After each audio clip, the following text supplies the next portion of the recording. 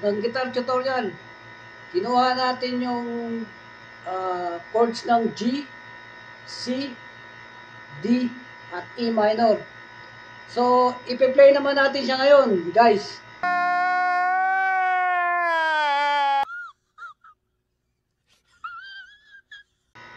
Simple lang kung paano siya i-play. Ang stroke na gagamitin natin, down, down, down, up, down. So, tatlong down, isang up, isang down.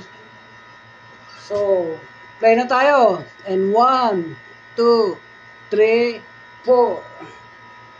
Oh my God! Wow!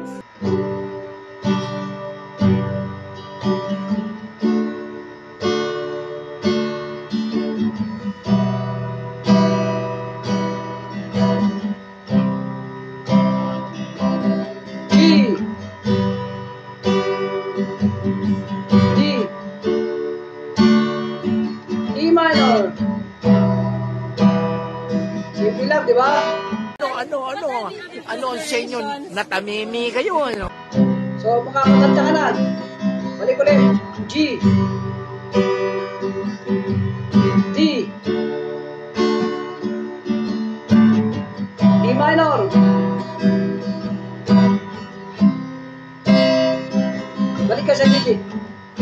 So, yun lang po ang guitar tutorial. 4 chords. Follow for more. Thank you.